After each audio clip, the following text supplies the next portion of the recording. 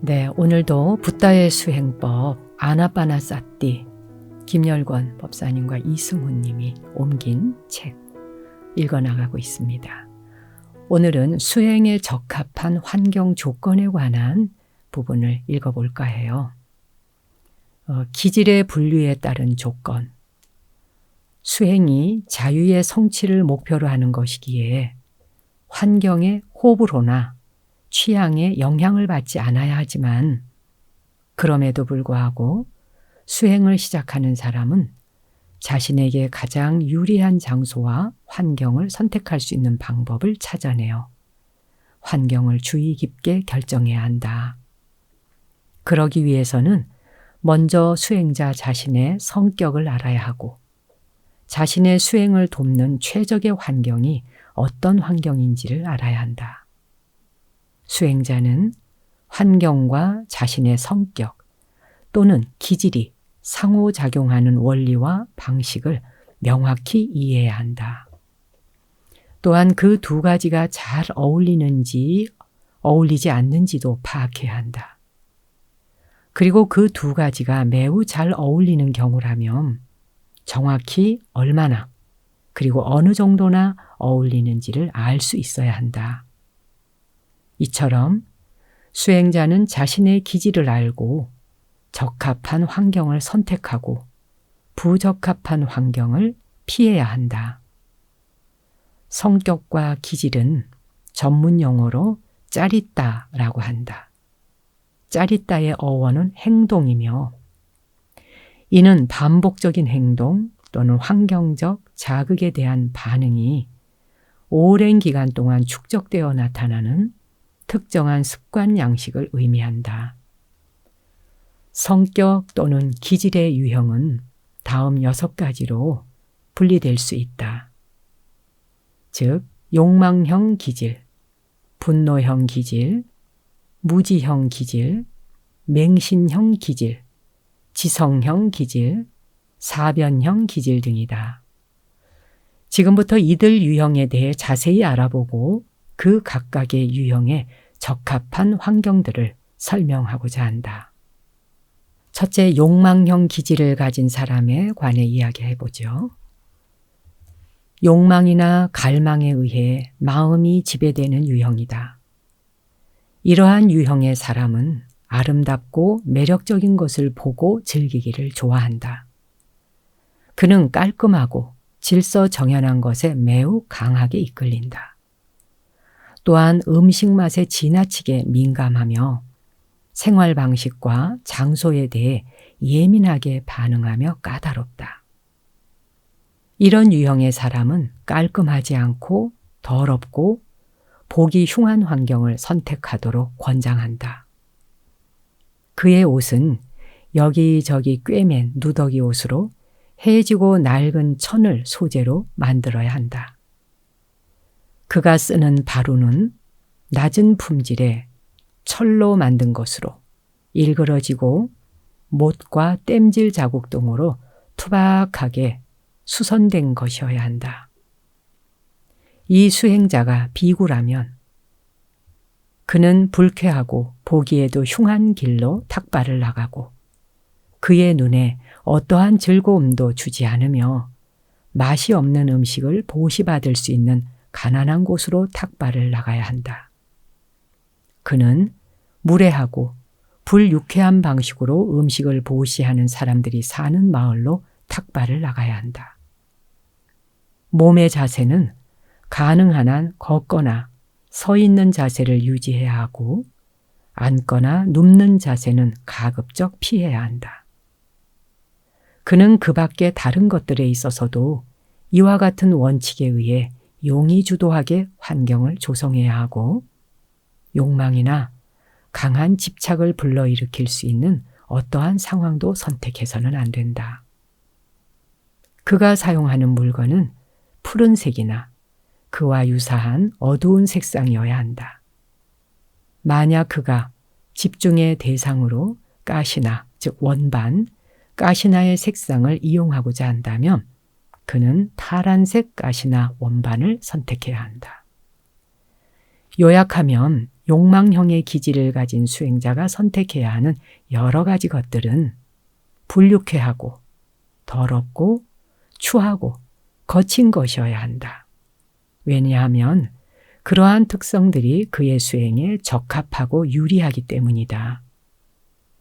그가 이러한 수행 환경 조성의 중요성을 깨닫지 못한다면 그의 기질과 관련한 여러 가지 어려운 문제들이 생겨날 것이고 그것은 그의 수행에 있어 장애 요인으로 작용할 것이다.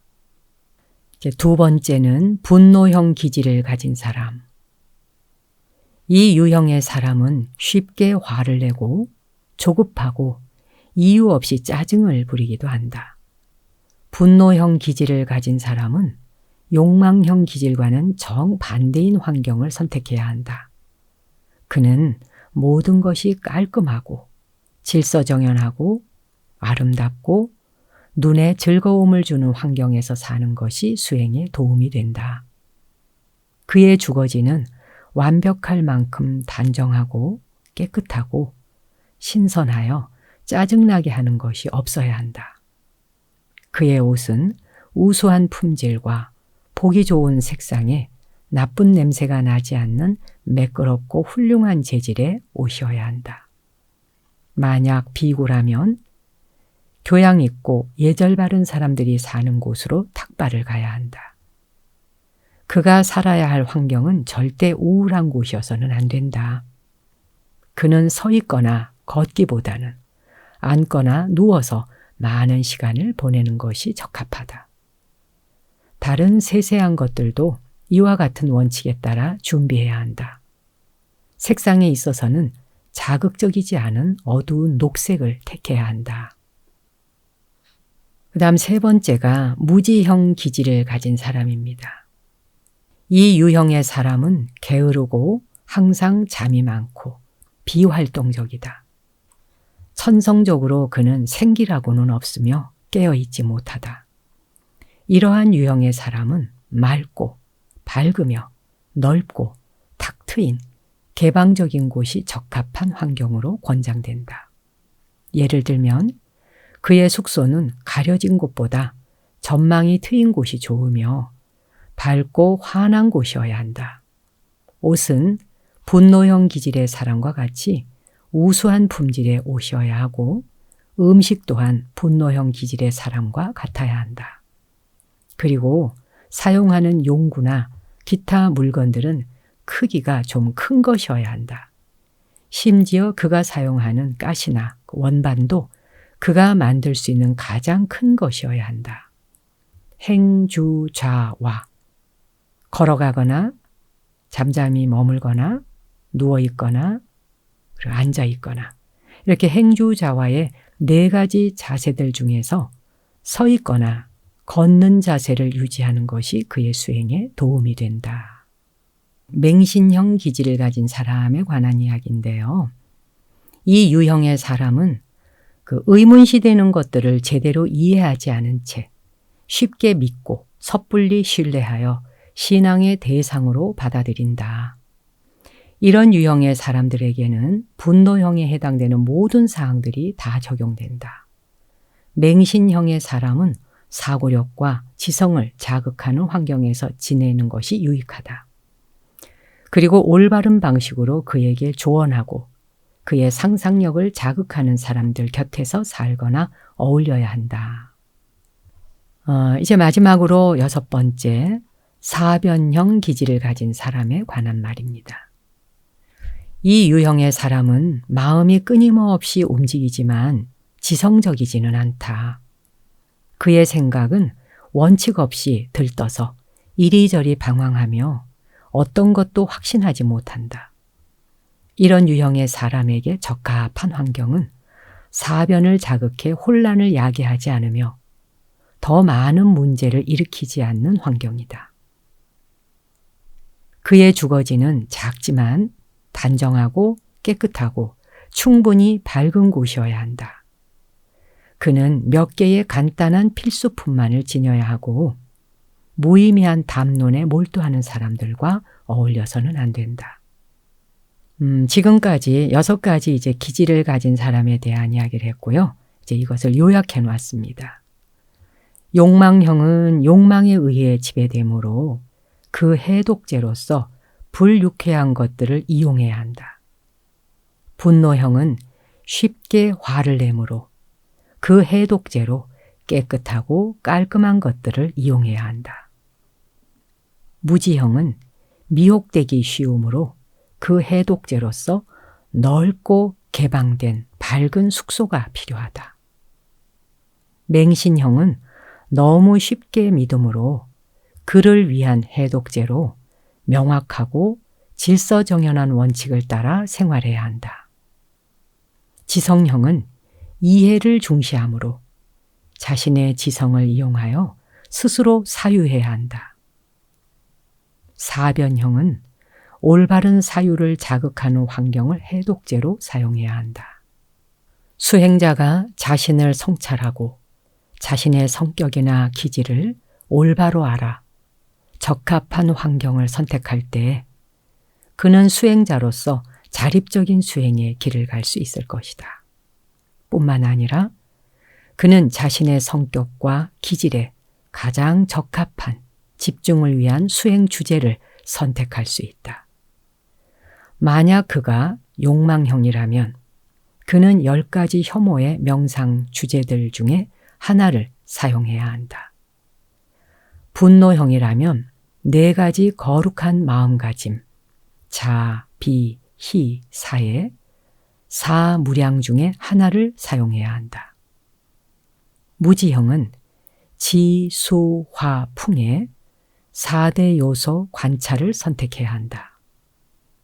맹신형은 10가지 수념 중 하나를, 이를테면 남마에 대한 수념을 택해야 한다. 지성형에게는 특정한 것을 정해줄 필요가 없다.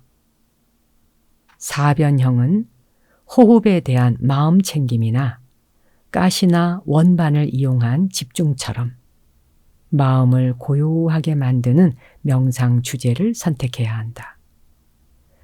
그러나 부처님께서는 호흡에 대한 마음 챙김이 모든 유형에 적합하다라고 강조하여 말씀하셨다.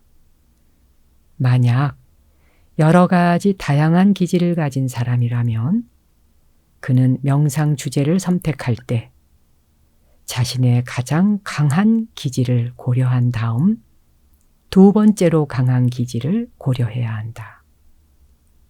사람이 가지고 있는 성격과 각각의 기질에 따라서 어떤 장소, 어떤 환경, 또 자신의 주거지에서의 여건과 환경, 무엇을 선택하면 도움이 될지에 대한 말씀을 읽어드렸고요. 그리고 수행의 주제와 수행의 방법도 각 그 기질별로 어떤 스타일대로 이렇게 하나하나 짚어주셨습니다. 수행상 고려해야 될 일반적인 환경 조건에 관한 내용을 읽어드리겠습니다.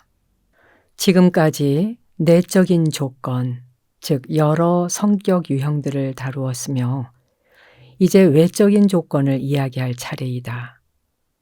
적합한 환경을 선택하는 안내 지침으로 이른바 삿바야 담마, 즉 수행에 유익한 것들을 설명하겠다. 그것들은 7가지로 적합한 주거지, 적합한 의지처, 적합한 말, 적합한 사람, 적합한 음식, 적합한 기후, 적합한 자세 등이다. 첫째, 적합한 주거지. 이것은 살기에 편리한 곳을 뜻한다. 앞서 다루었던 성격별 유형에 적합한 것 이외에 주거의 선택은 다음과 같이 해야 한다. 관리에 신경이 쓰이는 너무 큰 곳은 피해야 한다. 또 바로 신축한 것이 아니어야 한다. 그것을 유지하기 위해 할 일이 많아지기 때문이다. 너무 낡은 곳도 좋지 않다. 낡은 건물은 그 자체로도 위험하며 해충 등이 많이 서식하기 때문이다. 길가의 주거지는 차량이나 방문자들로 인해 수행에 방해가 되기 때문에 피해야 한다. 공동 우물이나 물탱크 근처는 물을 마시거나 물을 길러 오는 사람들, 특히 이성의 유혹을 받을 수 있기 때문에 적합하지 않다. 유용한 꽃과 과실이 있는 곳 또한 사람들과 이성에 의해 방해받을 수 있기 때문에 안 된다. 순례자의 오고 감이 빈번한 유명한 성지 또한 안 되며 온갖 방해 요소와 불편함이 있는 도시와 인접한 곳도 안 된다. 또 소음이나 사람들로 인해 방해가 예상되는 땔감용 나무를 얻거나 경작할 수 있는 땅 근처도 피해야 한다.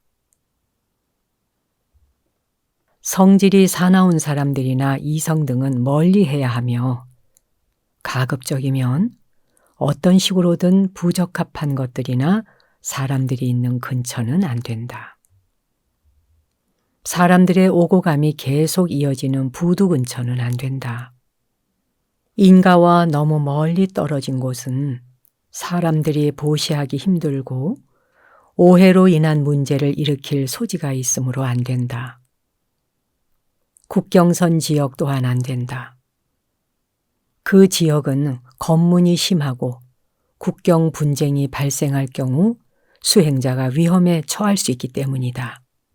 마지막으로 수행에 도움을 주는 7가지 환경 조건을 이용할 수 없거나 좋은 도방과 수행 지도자와 접촉할 수 없는 곳을 주거지로 정해서는 안 된다. 위의 예는 비구승이 주거지를 결정할 때 주요한 지침이 된다. 수행자는 이와 같은 결함이 없는 장소를 선택했을 때 비로소 적합한 주거지를 가졌다고 말할 수 있다. 적합한 주거지라는 용어는 마을 전체, 숲 전체, 선원 전체를 의미할 수도 있고 그 부분을 의미할 수도 있으며 단지 하나의 헛간, 오두막, 동굴, 나무 밑, 계곡 또는 수행자의 방을 의미할 수도 있다. 한마디로 말하면 수행자는 방해되는 것이 없고 마음 수행에 유리한 장소에서 지내야 한다. 2번째, 적합한 의지처. 수행자가 생활에 꼭 필요한 것들, 즉 먹을 음식물이나 수행과 관련한 의사소통 시설과 같은 것을 편리하게 얻을 수 있는 장소를 뜻한다. 의지처에서 중요한 것은 음식물을 너무 힘들지 않게 얻을 수 있어야 하고 유익하지 못한 것들이 없어야 한다는 것이다. 특히 피해야 할 것은 마음에 독이 되는 대상들, 즉 마음을 우울하게 만들거나 과거의 일을 기억나게 해서 결국 세속적인 삶으로 돌아가게 만드는 마음의 대상들이다. 그래서 흔히 주석서에선 적합한 의지처를 찾는 수행자를 적합한 목초지를 찾는 젖소에 비유하기도 한다. 3번째, 적합한 말. 수행자는 선하고 유익한 말, 의심을 없애주고 수행을 고무시켜주는 말, 그의 마음을 기쁘게 하는 말을 사용해야 한다.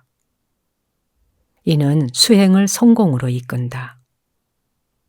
인간의 말은 말할 것도 없고 동물의 소리 또한 들어서 기쁠 수도 기쁘지 않을 수도 있다. 그래서 소음이나 시끄러운 소리뿐만 아니라 마음을 유혹하는 소리 또한 부적합한 것으로 간주해야 한다.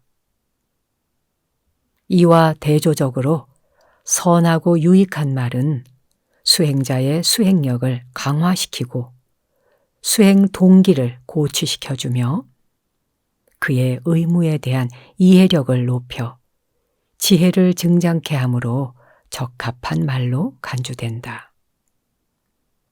수행자에게 유익한 말은 곧 훌륭한 도반에 적합한 말이다.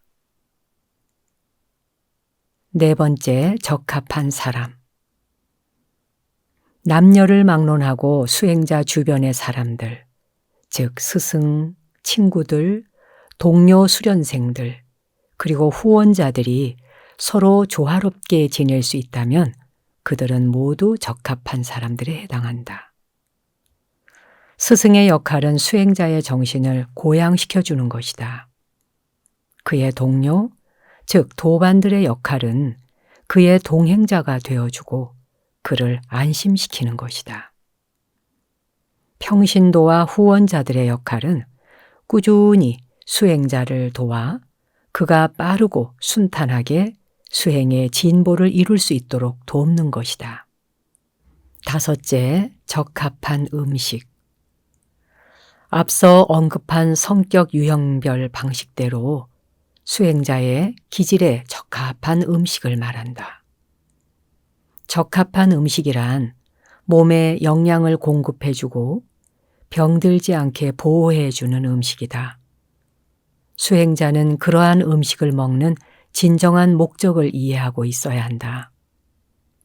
음식이 식물성인지 아닌지, 과일 또는 전분을 포함한 것인지 아닌지 등은 시간, 장소, 개인적 취향이나 생각에 따라 달라지는 것이므로 모든 사람들에게 적용되는 일반적 규칙이란 없다. 수행자가 먹는 음식이 그의 몸과 마음이 요구하는 것이라면 그것은 명확하게 적합한 음식으로 간주된다. 여섯 번째, 적합한 기후. 여기에서 적합한 기후란 수행하기에 유리한 계절, 즉 좋은 환경이나 좋은 경관, 그리고 좋은 날씨 등을 주는 연중 시기를 의미한다. 기후의 선택은 두 조건 중 하나에 따라 정해진다. 만일 수행자가 제한된 기간에 수행하고자 하거나 처음 수행하는 경우라면 시간과 장소를 선택할 충분한 기회가 있을 것이므로 가능한 한 가장 적합한 계절을 고르는 것이 좋다. 반면 수행자가 계속적으로 수행하는 중이라면 그에게는 아주 작은 선택권밖에 없다. 그럴 때 그는 수행에 적합하지 않은 기간을 평소보다 더 엄격하게 수행해야 하는 특별한 시간으로 받아들여야 한다. 만약 사정이 허락된다면 수행 여건에 적합한 기후의 지역으로 가야 한다. 예를 들면 여름에는 어디서 생활하고 겨울에는 어디서 생활하며 우기 때는 어디서 생활할지 미리 결정해야 한다. 다른 곳으로 이동할 입장이 못 될 경우 그는 원하는 결과를 성취할 수 있는 방식으로 자신의 주거를 조정해야 한다. 일곱 번째, 적합한 자세.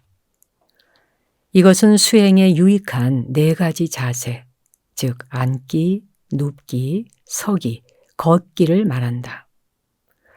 어떤 자세가 더 좋은가는 개인적 체험으로 알아내야 한다. 어떤 자세에서 가장 잘 집중이 되어 선정에 들어가는지, 또한 어떤 자세에서 선정이 지속되는지를 찾아내야 한다. 자신에게 적합한 자세를 발견한 후에는 그 자세를 지속시켜야 한다. 일단 선정에 숙달되면 그는 나머지 세 가지 자세들도 이용할 수 있을 것이고 결국은 자세에 상관없이 선정에 들 수 있는 힘을 개발할 수 있을 것이다. 요약하면 수행에 적합한 이들 7가지 조건은 수행자에게 유리한 것이며 수행자의 수행과 직접적인 관련이 있다. 수행자는 그것들을 결코 무시해서는 안 된다. 그 7가지를 다시 한번 말하자면 거주지, 의지처, 말, 사람, 음식, 기후, 그리고 자세이다.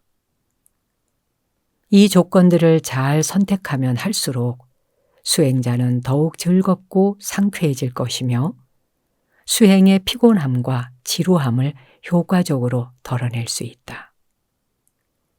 그러므로 수행자는 이 환경 조건들을 신중하게 숙고하여 깊이 유의해야 한다. 이제 수행의 단계에 대한 것으로 이제 직접 들어가 보겠습니다. 그 첫 번째 몸의 관찰 4단계에 대해서 오늘 읽어드리겠습니다. 부처님께서는 마음 챙김을 개발하려는 사람에게 필요한 자격 요건을 상세히 말씀하신 후에 호흡에 대한 마음 챙김의 연속적인 단계들을 다음과 같이 계속 설하셨다. 첫째, 길게 숨을 내쉴 때 길게 숨을 내쉰다 라고 알아차리고, 길게 숨을 들이쉴 때 길게 숨을 들이쉰다 라고 알아차린다. 둘째, 짧게 숨을 내쉴 때 짧게 숨을 내쉰다 라고 알아차리고, 짧게 숨을 들이쉴 때 짧게 숨을 들이쉰다 라고 알아차린다. 세 번째, 온몸을 체험하면서 숨을 내쉰다 라고 자신을 다잡아 수행하고, 온몸을 체험하면서 숨을 들이쉰다 라고 자신을 다잡아 수행한다. 네 번째, 몸의 형성을 고요하게 하면서 숨을 내쉰다 라고 자신을 다잡아 수행하고, 몸의 형성을 고요하게 하면서 숨을 들이쉰다 라고 자신을 다잡아 수행한다. 이들 4가지 단계들을 묶어서 호흡에 대한 마음 챙김의 첫 번째 4단계라고 부른다. 여기서 수행의 요점들을 자세히 살펴본 뒤 이어서 두 번째의 4단계를 다루겠다. 어찌 보면 첫 번째 4단계의 수행은 그 자체로서 완전하다. 여기에서 명상 수행자는 두 번째 4단계와 세 번째 4단계를 거치지 않고 곧바로 통찰 수행으로 나아갈 수도 있다. 따라서 첫 번째 4단계는 매우 비중 있게 다루어져야 하며 세밀하게 고찰되어야 한다. 제1단계 긴 호흡 알아차림, 길고 짧은 호흡에 대한 이해, 길게 숨을 내쉴 때 길게 숨을 내쉰다 라고 알아차리고, 길게 숨을 들이쉴 때 길게 숨을 들이쉰다 라고 알아차린다. 이 단계는 주로 길게 숨을 내쉬고 들이쉬는 것을 말한다. 이해해야 할 것은 숨쉬기라는 단어 자체이다. 긴 호흡을 이해하도록 수행자는 그가 할 수 있는 한, 그리고 관찰할 수 있는 한 가장 길게 숨을 내쉬고 들이쉬는 수련을 해야 한다. 또한 이것을 정상보다 짧은 호흡, 이를테면 피곤할 때의 호흡 길이와 비교해야 한다. 그렇게 해야 수행자는 그의 숨이 얼마나 짧고 얼마나 긴지를 알아차릴 수 있다. 그런 다음 마지막으로 수행자는 호흡을 더 깊이 비교하려고 의도적으로 자신이 할 수 있는 한 가장 짧게 숨쉬기를 실험해 보아야 한다. 이런 과정을 통하여 마침내 수행자는 어떤 방식으로 긴 숨이 짧은 숨과 다르고 그것들이 실제로 어떤 것인지를 알아차리게 된다. 그렇게 될 때 그는 길게 그리고 짧게 숨 쉬는 것에 올바르게 집중할 수 있게 될 것이다. 길게 숨 쉬는 수련을 할 때 나가는 숨과 들어오는 숨은 각각 30초에서 40초까지 길어질 수 있다. 이 수련은 수행자가 완전히 이완된 상태로 숨을 쉬고 완전히 바른 자세로 앉아 있을 때 가능해진다. 가능한 한 가장 길게 숨을 들이쉴 때 수행자는 복부가 최대한 수축되고 가슴이 최대한 팽창함을 알아차릴 것이다. 반대로 가능한 한 가장 길게 숨을 내쉴 때는 배가 최대한 팽창하고 가슴이 최대한 수축한다. 이와 같은 호흡이 길이와 시간적인 의미에서 진정 가장 긴 호흡이라고 불릴 수 있을 것이다. 이것을 정확히 보려면 수행자가 짧은 호흡을 관찰하면서 긴 호흡과 비교해 보아야 한다. 짧은 호흡과 긴 호흡은 정반대이다. 짧은 호흡은 숨을 들이쉴 때 배가 팽창하고 숨을 내쉴 때 배가 수축한다. 이렇게 되는 이유는 너무 적은 숨이 들어와서 가슴 윗부분이 팽창과 수축을 거의 하지 않기 때문이다. 그래서 배에 일어나는 현상은 긴 호흡 상태와 정반대로 된다. 이에 대해 수행자는 긴 호흡과 짧은 호흡에 대해 관찰하는 법을 정확히 알아야 한다. 그렇지 않으면 그는 오해를 하거나 완전히 혼란에 빠질 수 있다. 수행자는 다음과 같은 원칙에 따라 비교해 나갈 수도 있다. 들이쉬는 숨이 가슴을 약간만 팽창하게 하고 배를 전혀 수축하지 않게 할 때는 짧은 것으로, 만약 배를 수축하게 하면 긴 것으로 간주하는 것이다. 반대로 내쉬는 숨이 가슴을 약간 수축하게 하고 배를 그다지 팽창하게 하지 않는 것을 짧은 것으로, 만약 배를 팽창하게 하면 그 숨은 긴 것으로 간주하여야 한다. 기준은 가슴의 수축 정도이다. 배의 움직임은 긴 호흡의 경우에 있어서 항상 가슴의 움직임과는 정반대이다.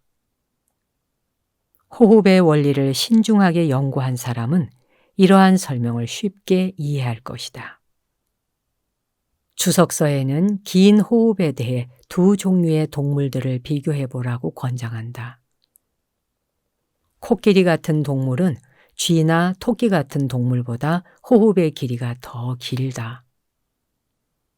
시간의 관점에서 호흡 시간이 느리거나 빠르다고 하는 것은 호흡이 길거나 또는 짧다고 말하는 것과 결국 같은 것이다. 지금까지 말한 내용은 수행자가 관찰하는 것에만 적용되는 것이며 들어오거나 나가는 공기의 실제 양과는 별개의 문제이다.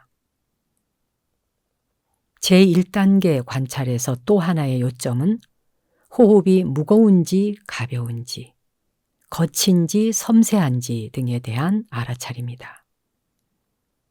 공기가 콧구멍에 강하게 부딪힌다면 그 호흡은 무겁거나 거친 것이다. 공기나 콧구멍에 강하게 부딪히지 않아 접촉이 느껴지지 않는다면 그 호흡은 가볍거나 섬세하다고 할 수 있다. 호흡의 이 두 가지 특징들은 다음 단계에 관련이 있으므로 충분히 이해해야 한다. 호흡, 마음 챙김 및 호흡 집중의 과정에 대한 이해. 이제 호흡에 집중하는 여러 가지 방법들을 살펴보자. 먼저 수행자는 호흡에 관련된 모든 신체 기관들, 즉 콧구멍, 입천장, 기관, 폐 등을 검사하여 기관들이 정상적이고 적절한 상태에 있는지 확인하고 호흡이 자연스러운 방식으로 일어나도록 하며 때로는 호흡의 길이를 정상보다 길거나 짧게 조절하기도 한다. 이러한 호흡 집중의 준비 단계는 수행자가 평소 자신의 호흡 속도에 대해 잘 알게 하려는 의도에서 마련된 것이다. 이것을 끝낸 후 수행자는 매 순간 자신의 호흡이 얼마나 긴지 또는 짧은지를 조사해야 한다. 호흡이 짧은지 긴지 하는 것은 마음의 상태와 몸의 상태에 따라 달라진다. 사실 우리가 호흡에 관심을 두자마자 그 즉시 호흡은 평상시보다 더 길어지거나 짧아진다. 그래서 먼저 수행자는 호흡의 길이가 상황에 따라 어떻게 변하는가를 관찰해야 한다. 예를 들면 마음 상태가 정상적이면 호흡은 길어진다.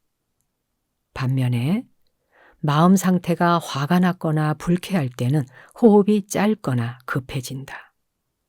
그리고 피곤함 등으로 말미암아 몸이 비정상적인 상태일 때보다 몸이 이완되어 편안해질 때 호흡이 더 길어진다.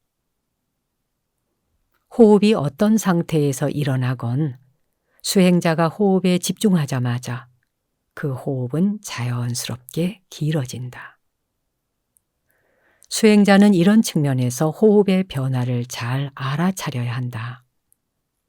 그렇게 할 때 수행자는 호흡에 집중할 수 있으며 자신의 호흡이 얼마나 길고 짧은지를 관찰할 수 있다. 상당한 시간을 호흡에 집중했을 때 수행자는 호흡의 길이를 더욱 예리하게 관찰할 수 있다. 처음에 수행자가 호흡 그 자체가 어떠한지를 관찰하려면, 즉, 숨을 들이쉴 때 그 숨이 콧구멍에 어떻게 부딪히는지, 그 숨이 어디서 끝나는 것으로 보이는지, 숨이 반대 방향으로 바뀌기 전에 어디서 얼마 동안 멈추는지 등을 관찰하려면 가능한 한 거칠고 느리게 호흡을 해야 한다. 만약 수행자가 처음부터 가볍고 섬세하게 호흡한다면 그는 이러한 것들을 관찰할 수 없고 호흡에 집중하는 것이 어려워질 것이다. 아마도 너무 어려워서 그의 관찰은 완전히 실패할지도 모른다. 그러므로 처음 관찰을 하는 수행자는 아주 거칠고 무겁게 호흡하여 그 호흡 소리가 수행자 자신에게 들리게 되도록 수련하는 것이 바람직하다. 호흡 소리를 귀로 듣는 것은 호흡 집중에 도움이 된다.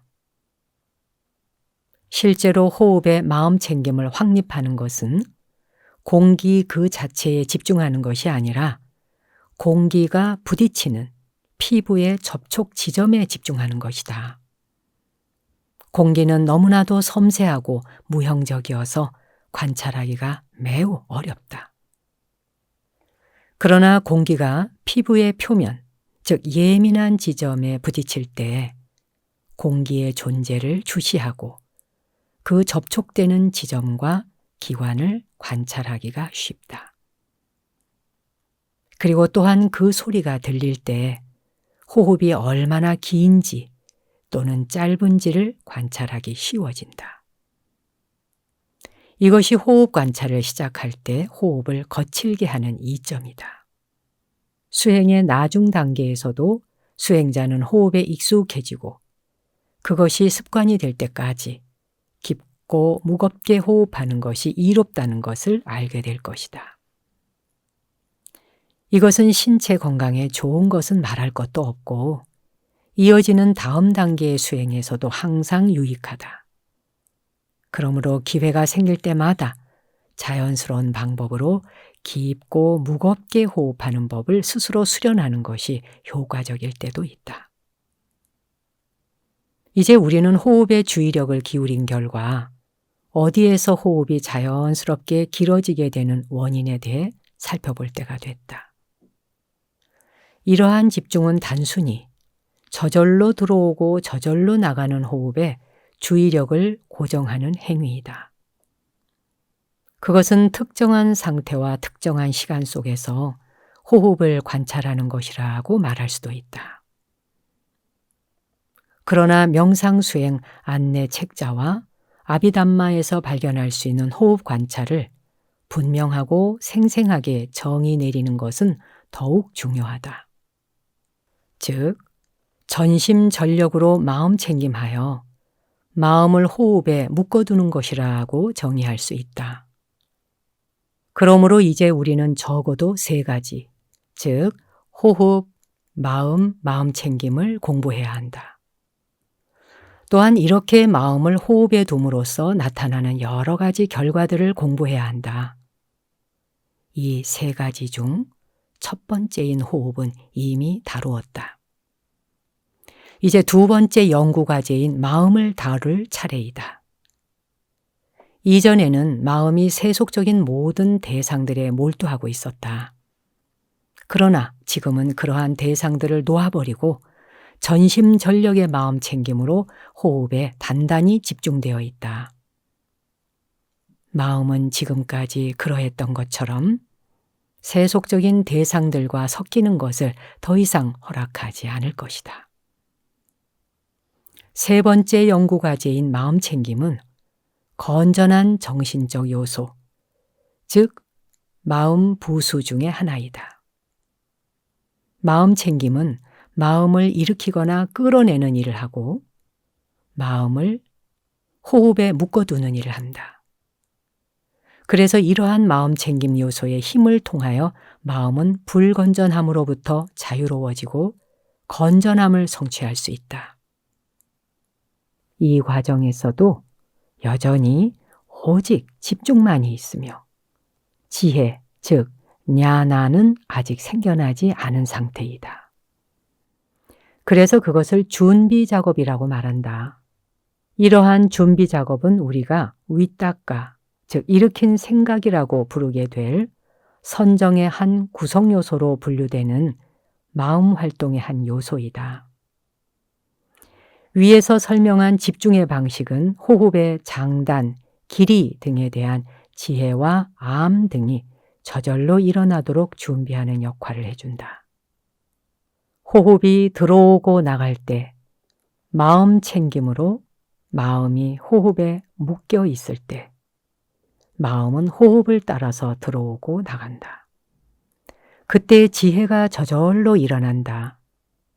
그러나 이 지혜가 직관지, 통찰의 지혜는 아니다. 그것은 단지 분명한 알미인데 호흡의 현재 상태를 완전히 아는 것이다. ඥා나라고 하는 단어는 넓은 범위의 의미를 지니고 있다. 그것은 모든 종류의 지혜를 의미하지만 엄격히 말하면 직관적인 지혜에 적용되는 것이다. ඥ아나라는 단어가 대중적으로 쓰이거나 간혹 더 가벼운 단어를 써야 할 곳에서 잘못 쓰이는 경우가 있다.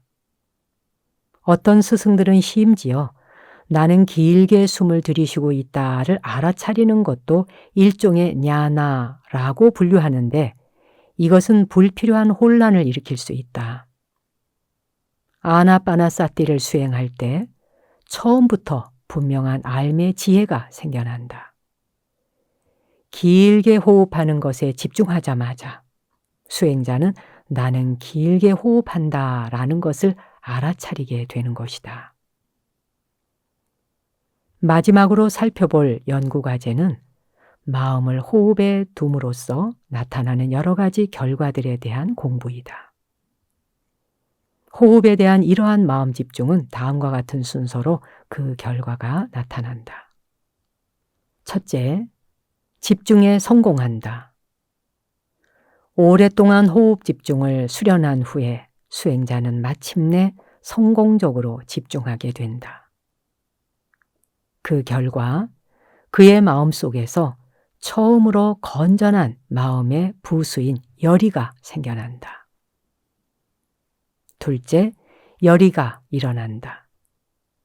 수행자에게 간절한 열의가 있을 때 호흡은 전보다 더 길어지는 것처럼 느껴지며 더 섬세해진다.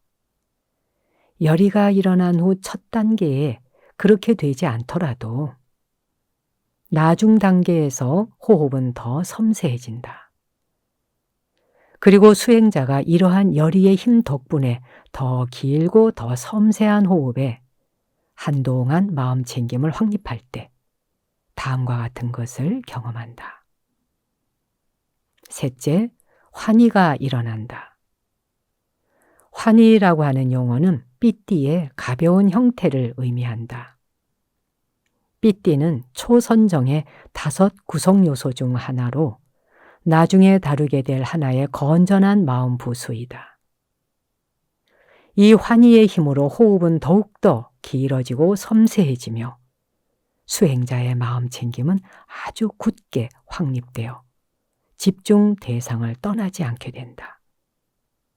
그리고 다음과 같이 진행된다. 넷째, 공기 중심으로 시작된다. 공기 중심으로 시작된 마음이라는 용어의 사용은 마음이 호흡과 호흡에 대한 집중에 의해 전적으로 조건 지어지기 때문이다. 그것은 단지 마음이 호흡에 의해 이제 막 하나로 모인, 즉 하나의 대상에 집중된 상태를 이루었음을 뜻한다. 그리고 나서 다음과 같은 현상이 일어난다. 다섯째, 세속적인 대상들에 대한 평등심이 일어난다.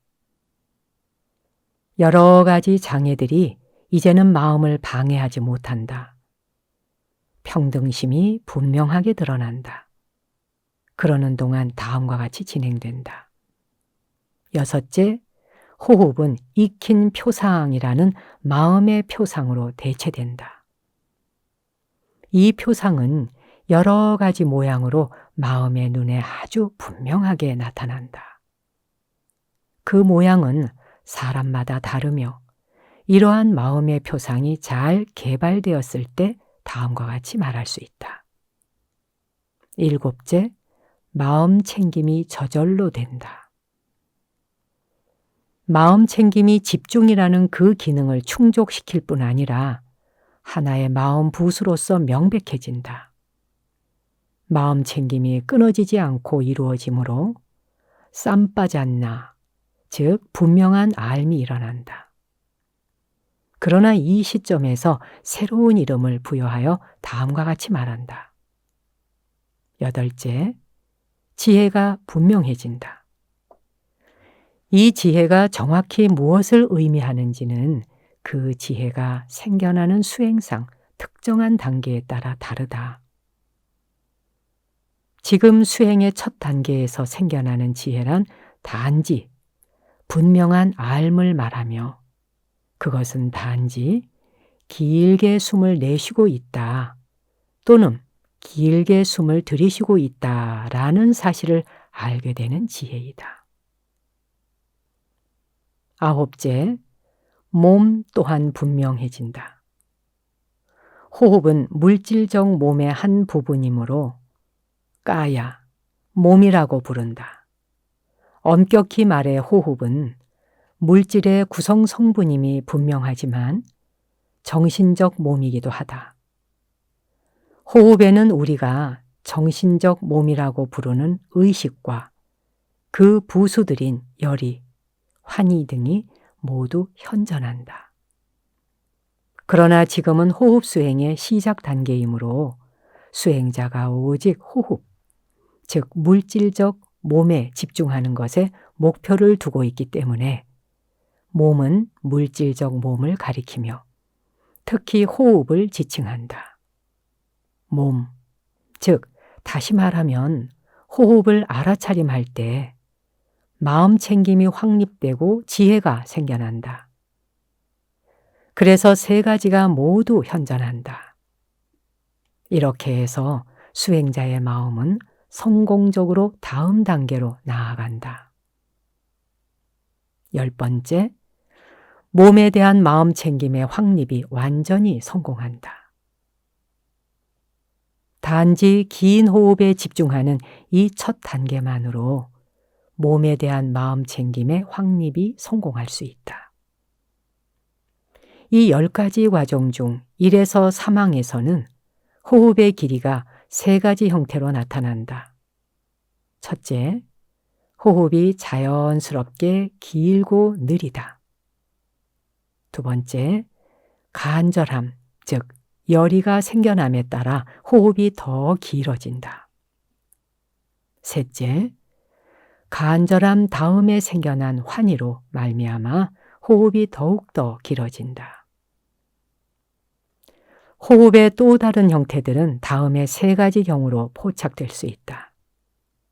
첫째, 날숨이 길거나, 둘째, 들숨이 길거나, 셋째, 날숨과 들숨 모두가 길다.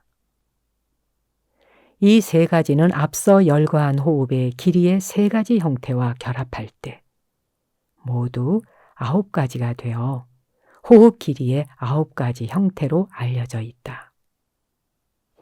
오늘은 여기까지 호흡의 1단계에 대한 것을 읽어드렸습니다.